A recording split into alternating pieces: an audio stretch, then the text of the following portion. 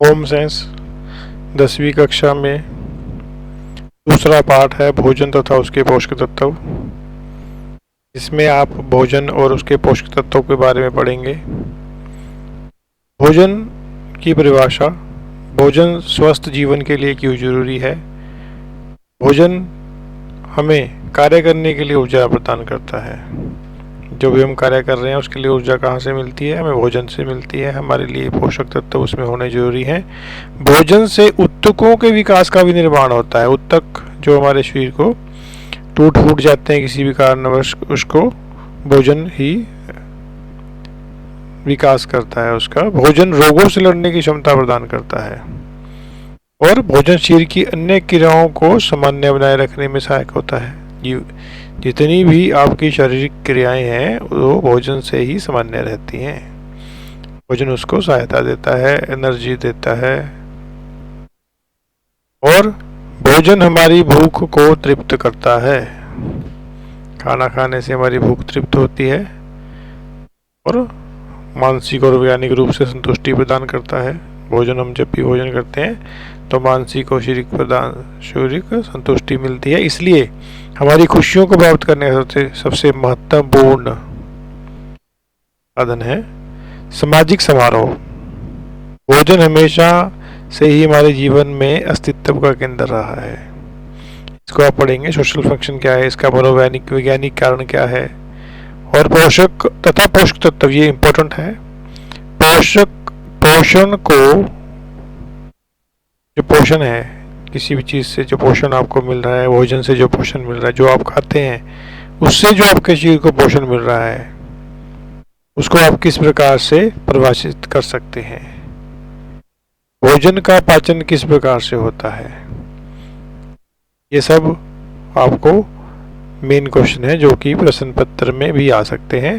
पोषक तत्व, जो भोजन, जो भी आप पोषक तत्व ले रहे हो उसमें कार्बोहाइड्रेट, प्रोटीन, वसा, विटामिन, खनिज, रेशे, पानी, ये सब सामान्य पोषक तत्व हैं जो कि संतुलित आहार के अंदर होते हैं।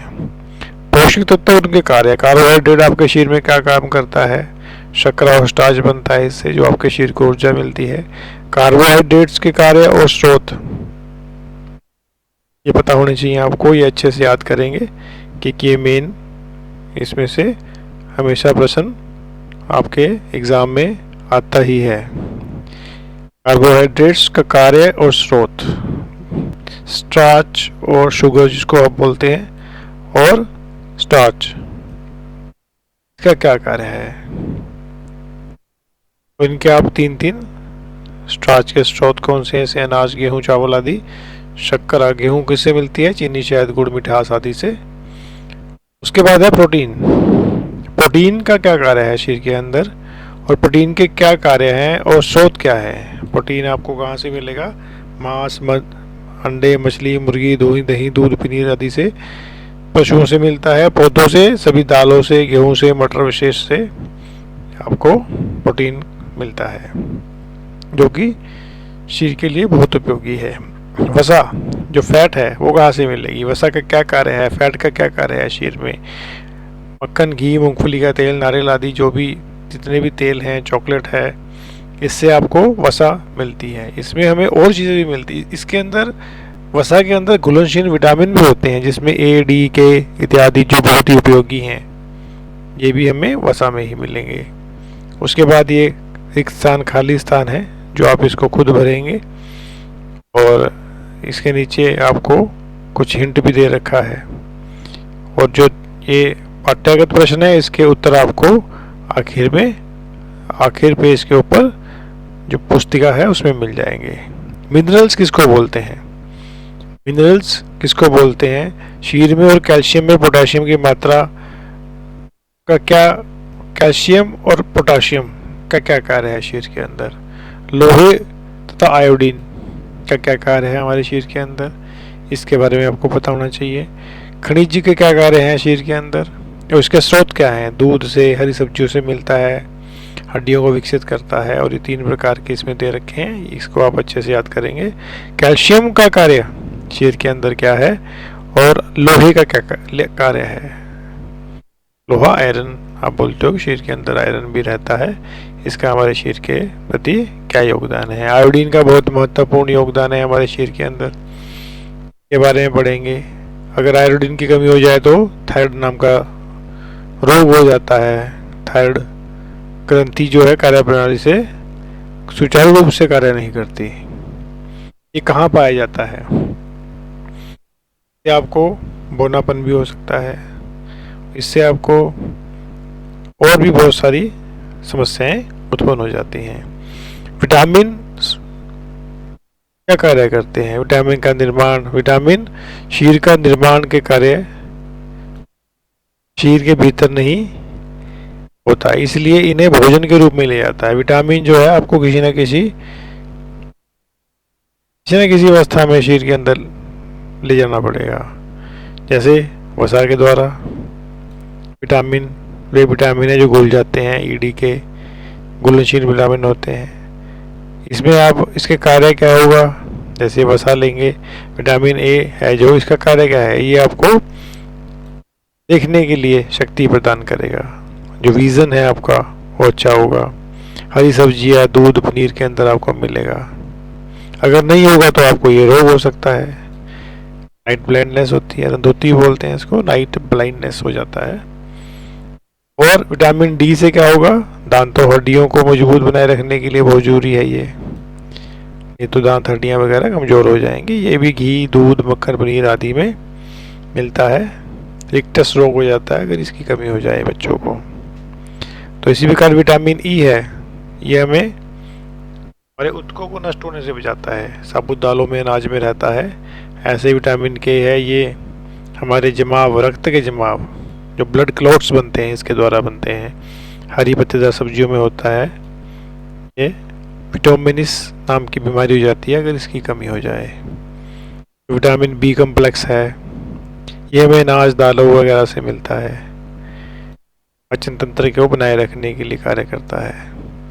विटामिन सी कोशिकाओं को एक साथ जोड़े रखने का कार्य करता है। पत्तेदार सब्जियां, आलू, अंकुरित अनाज में होता है। और इसको आप ध्यानपूर्वक सभी को याद करेंगे। ये बहुत ही महत्वपूर्ण प्रश्न है जो कि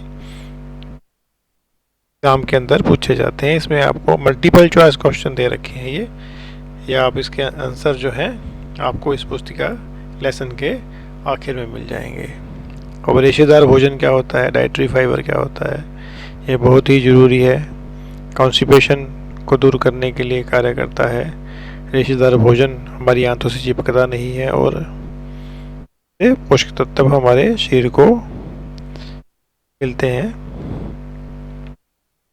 उसके आगे जो है, अधिक रेशे वाले भोजन से रोगों का खतरा नहीं होता, जैसे कब्ज है, लार्ज इंटेस्टाइन का कैंसर है, मधुमेह रोग है, मोटापा है। अगर आप रेशायुक्त भोजन करेंगे तो आपको किसी भी तरह का रोग का खतरा नहीं होगा। ये सही गलत हैं, ट्रू फॉल्स हैं, इसको आप ध्यानपूर्वक करेंगे। इसके उत्तर आखिर पेज पर आपको मिल जाएंगे। और आप इसके उत्तर जो पीछे आप लेसन अच्छे से पढ़ेंगे तो आप खुद अपने पास से भी ध्यानपूर्वक कर सकते हैं।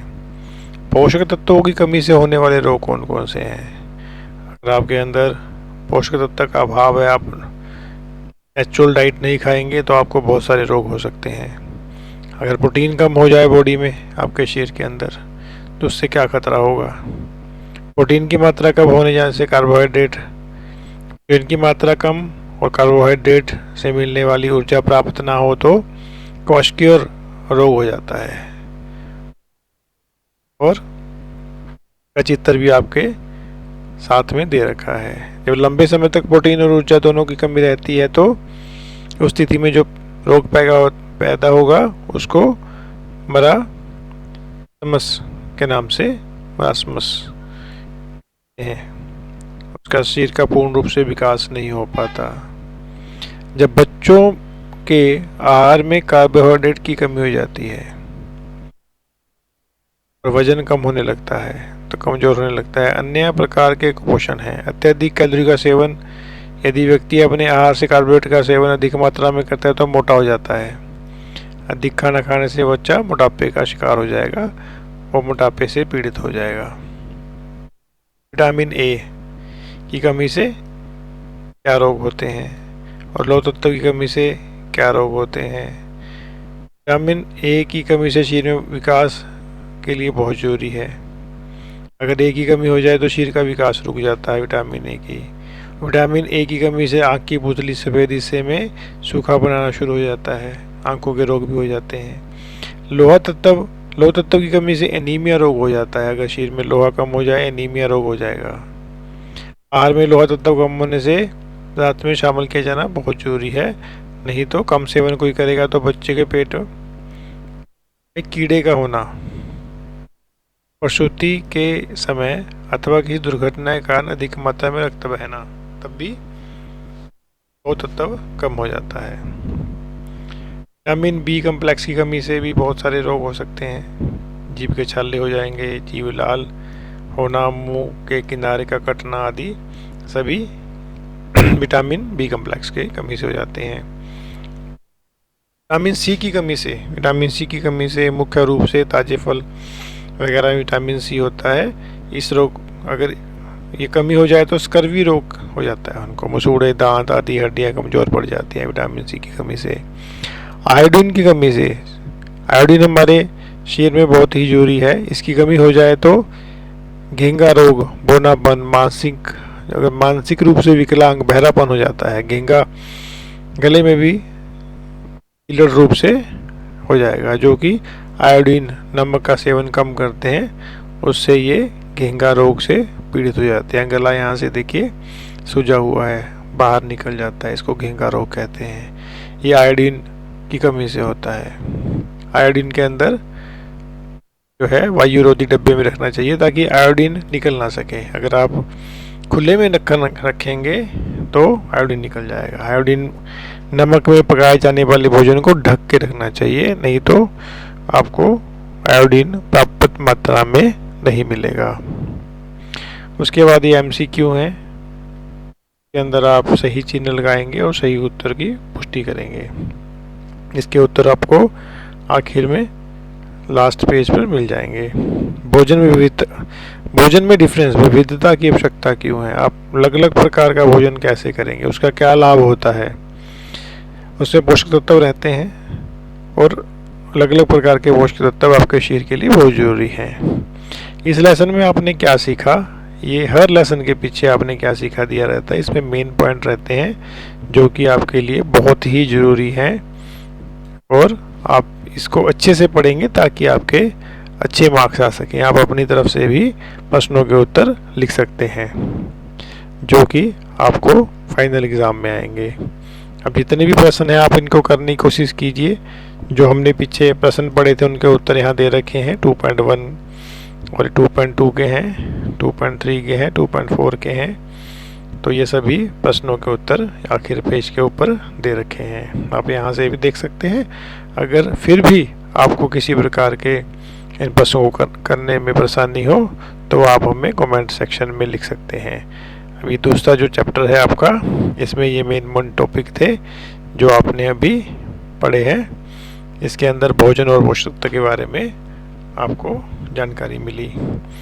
अगर फिर भी आपको कोई परेशानी हो तो आप इसको कमेंट सेक्शन में लिखें और खुद सभी प्रश्नों को हल करने की कोशिश करें। धन्यवाद।